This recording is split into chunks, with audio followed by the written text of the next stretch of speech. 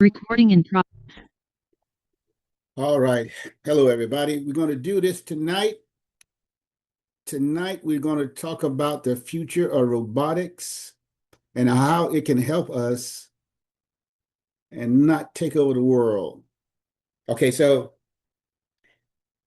my idea in the future using robots. So, for those who don't know me, Dan Mason, PhD, public policy. So, I'm coming at this from a public policy perspective.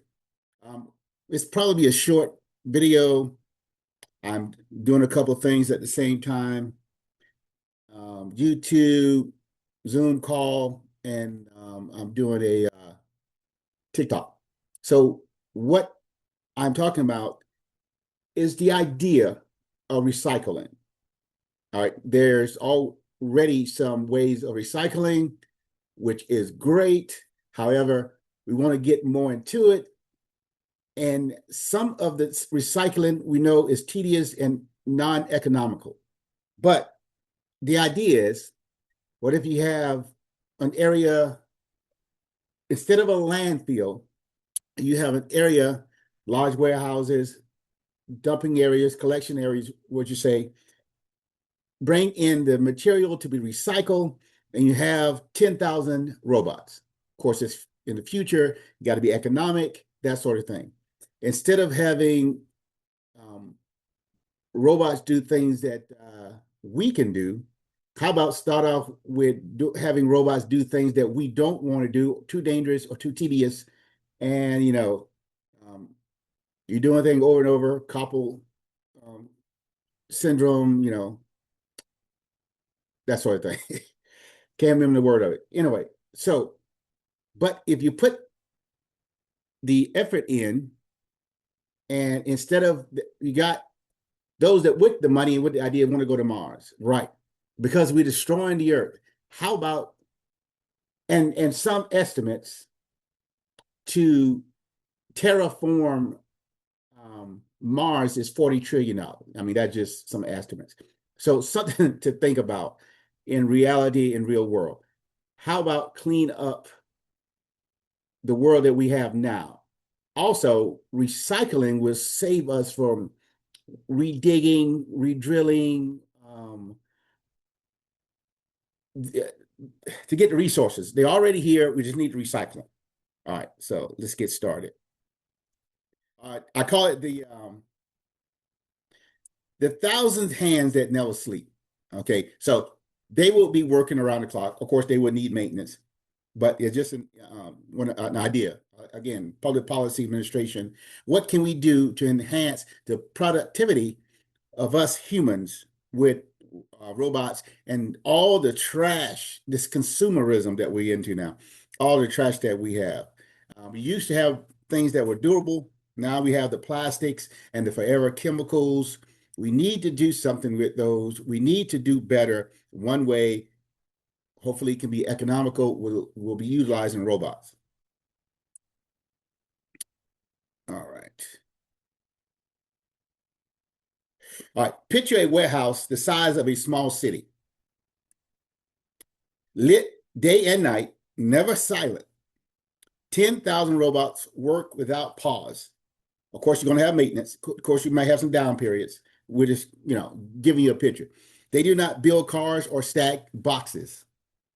They get the junk that we have discarded, the junk that we can no longer use or don't no longer care to use. They dismantle the waste of modern life. Old appliances, broken tools, discarded electronics. You got gold in there, you got copper, you got nickel, worn furniture, and industrial scrap move in steady streams across conveyors. Nothing arrives as trash. Everything arrives as material waiting to be sorted, stripped, reused, burned cleanly, or buried with intent. This is not a fantasy. It is an engineering problem, a system problem, and a public policy choice. Something that we can strive for instead of looking hopelessly at things around us. We say, okay, we're going to purposely go into saving the earth, really, not the feel good recycling you do today.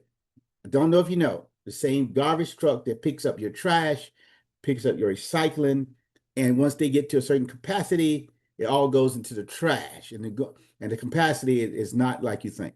So all your sorting and all what you do pretty much is a waste of time. Hate to hurt your feelings. All right. The project centers on scale and continuity, con connectivity. You put it that way.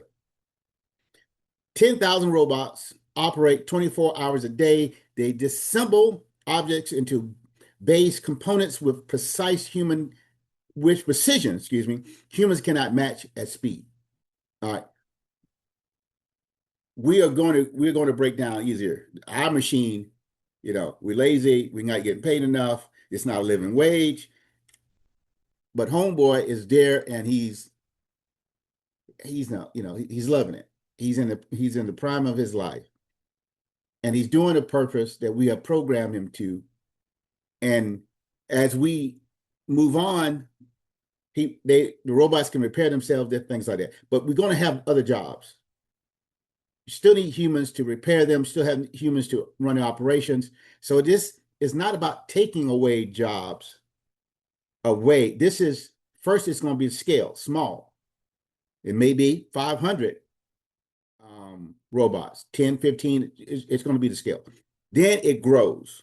As the need grows, as the efficiency grows, as people look around and say, hey, we're actually making a difference, not the showmanship that goes about today, the foolishness about recycling that doesn't really meet the need of the earth and the continued growth of the landfills.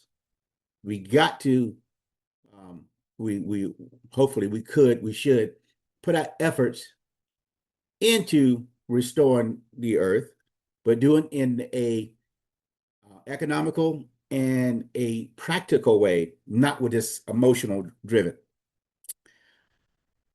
They disassemble objects into base components with precision humans cannot match at speed. Copper wiring is pulled and spooled. Steel frames are cut and sorted by alloy. Aluminum, nickel, lithium, and rare earth elements are isolated and categorized. All right, material that retains structural or chemical value re-enter supply chains. Materials that cannot be reused are treated as fuel or stabilized waste. The goal is not zero waste. The goal is control measurable waste. So you never listen. Politicians, you got to love them. They will say things that makes no economic or logical sense. George Bush, we're going to do away with evil. Right there, you should turn on your critical thinking and say, not only is he lying, he's gaslighting me. You think I'm stupid. All right, you can never get away with evil, do away with evil. There is no utopia. Even if you listen to the socialists, the communists, and all the others, there is no utopia because you never can get away from the human failure, the human nature. The Soviets tried to build a superhuman man. They failed, and all others who tried will fail also. All right. The system begins with observation and classification. Incoming materials are scanned using different scopes, imagings, and weight analysis. We're guided by the idea of sorting rules. This material can be reclaimed. That material can be buried cleanly. That material, so that's what they're saying. This goes here, that goes there. That material must be buried. Each decision is tested against outcomes. Energy output, emissions, recovery rates, and the residue toxicity are measured continuously.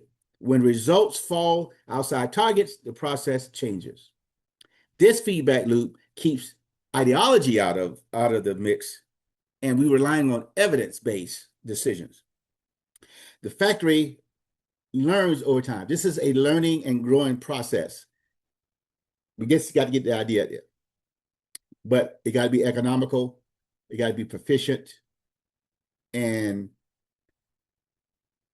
we, of course, you got to get some those